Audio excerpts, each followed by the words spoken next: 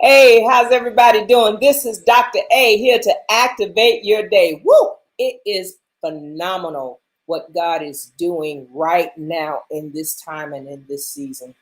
It is so awesome to be with you again. I just want to let you know that, look, it's not over because you're here and we got some great things planned for you. Now, the last time I spoke with you about believing in your team, and we spoke about some of the 4 facts we can do to believe in it. But I have a acronym of the word believe, and that's going to help kind of motivate you and simplify this, if I can, to simplify it so you can grasp onto it and listen, activate that leadership in your team to be the greatest, to be the most successful. Being successful really means being prompt, being secure, being confident, and having an understanding of the vision of your organization or your project or whatever it is that your team is working on. It is very important for that. So let's go to the acronym of BELIEVE. First, B for believe. The first thing you need to do is believe in them before they succeed. What? Believe in a person. It's very easy to believe in someone that has already proven themselves. It's very easy to say, okay, this person has a track record. They've been doing this for 5 years, 3 years, or what have you, and they've always doing it, so I'm just going to always push on them. But how about that other person that might not have had the opportunity to even prove to themselves that they could do this? I want you to just pause right now and I want you to tag, like, and share this information for someone that may need to hear it. And also, if you're watching me on YouTube, I want you to click that little button. I'm sorry, I always do the wrong side. Right over here, right down below. Click that little button, ding it, and subscribe because we got some great things that we're always trying to give to help you tips and strategies and skills to help you build your leadership. Now, believe in them before they succeed. If you believe in them before they succeed, it's something that prompts them to say, wow, they came to me and said for me to do this. So they must see something in me that says that I can do this. Well, guess what will happen? It will motivate them to get up and do, or maybe to search and research and try to find how they can activate that part of themselves that has been lying dormant, or maybe they didn't even know they had the ability to do it. So believe in them before they have proven themselves. Okay. The next one is, I said I was going to write it down. Emphasize their strengths. Emphasize their strength. A lot of times you got, okay, I want you to be the one in charge of, let's say, transportation. Oh, what do you mean? Why me? I don't know. I've never done that before. No, no, no, no, no. Okay, this is what I see the strength in.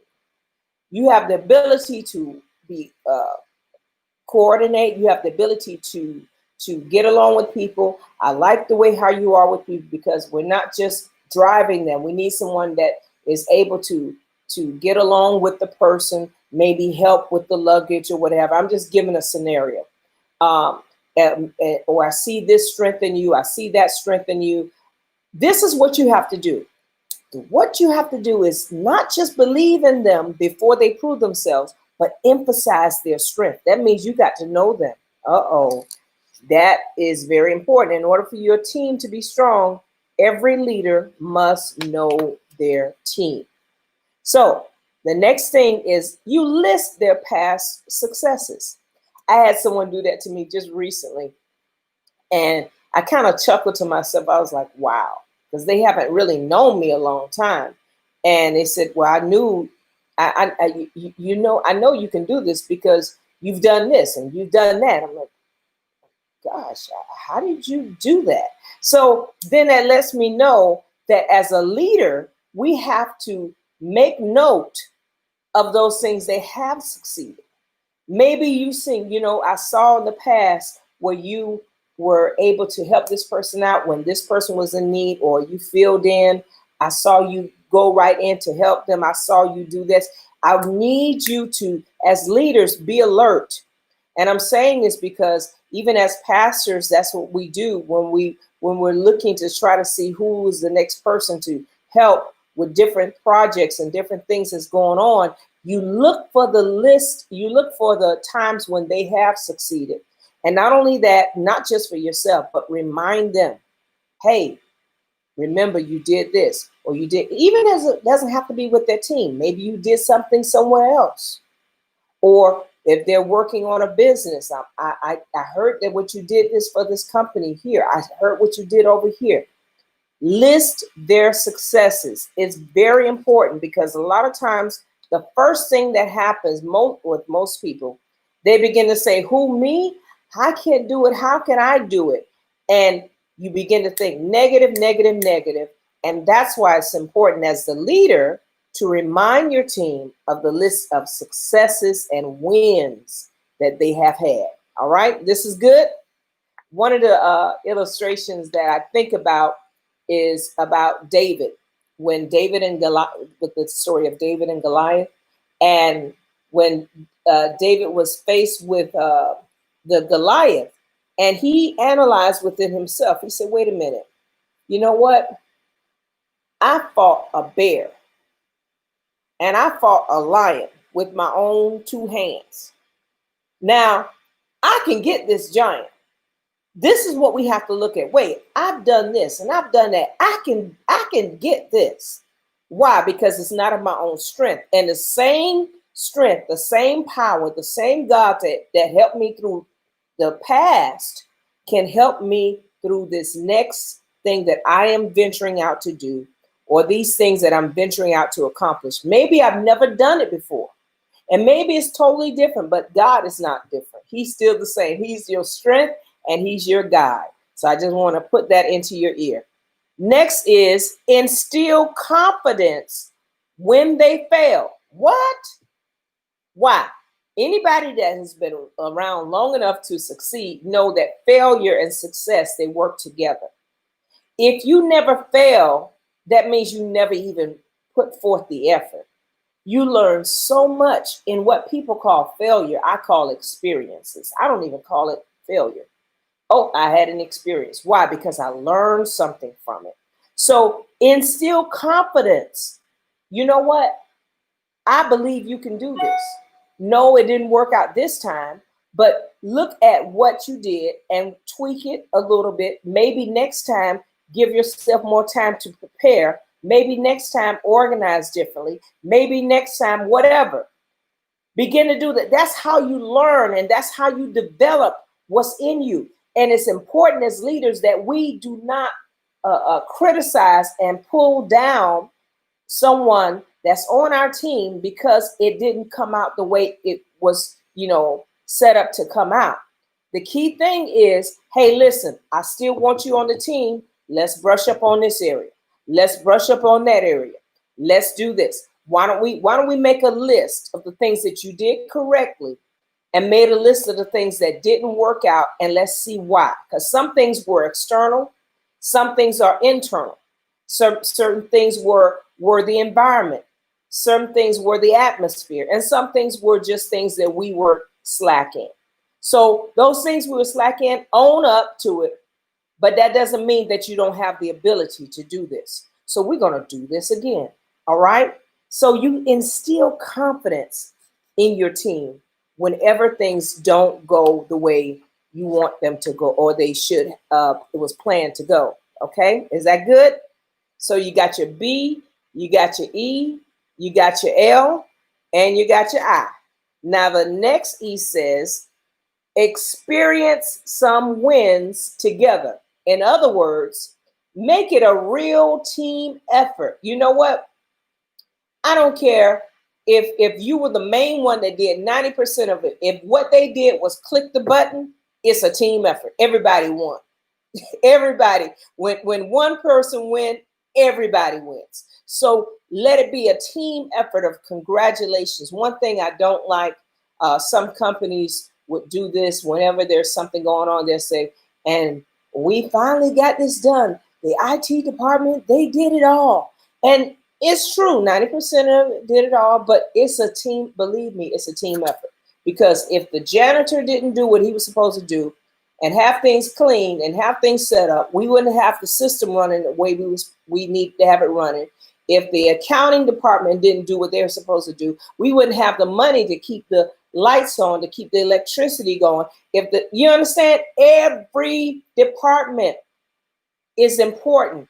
It's everybody wins.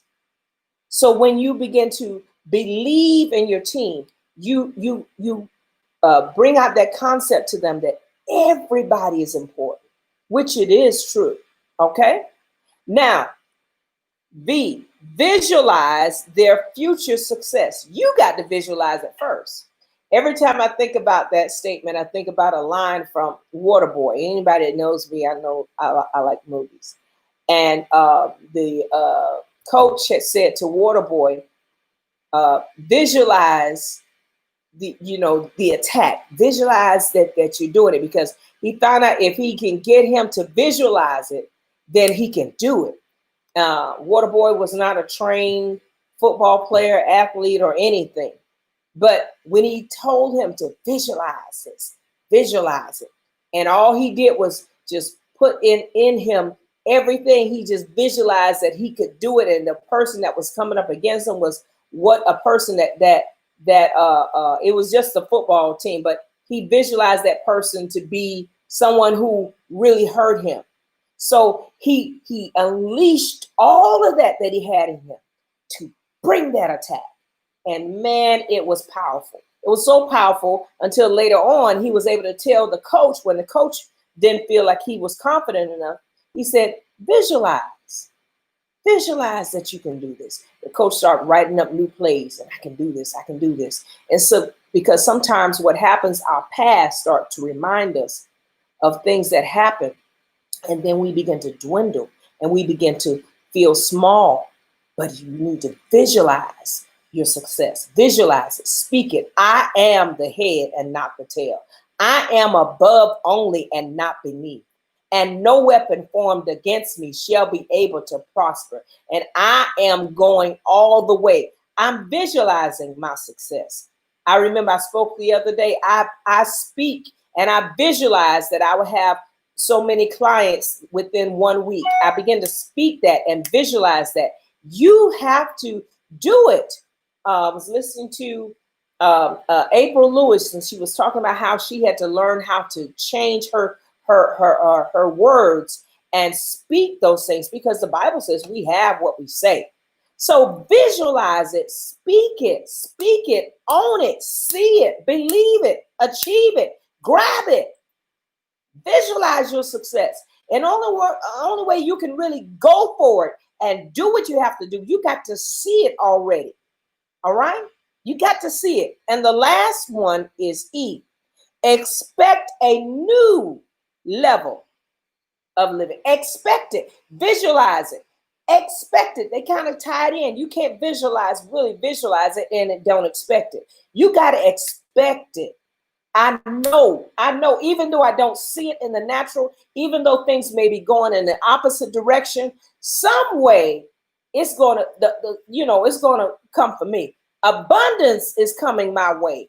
From the north, south, east, west, I speak and I declare it. It's coming my way. And you can say that abundance is coming my way.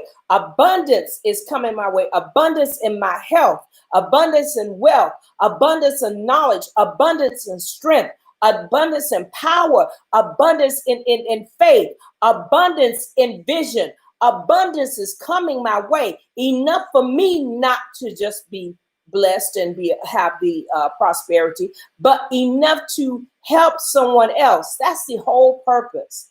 That's why we take time to do, or at least I take time to do what I'm doing, to pour into you as much as I could, so you can have the abundant life and you can activate your faith, activate your vision, activate your purpose, activate your day. That's why I'm here. Dr. A, here to activate your day. Hey, listen, this is Dr. A. I hope that you got something out of it. I'm so excited always to bring you something that can feast on. I want you to remember you are the head and not the tell. Come on, awake, arise, and activate the day. I love you to life. Bye-bye.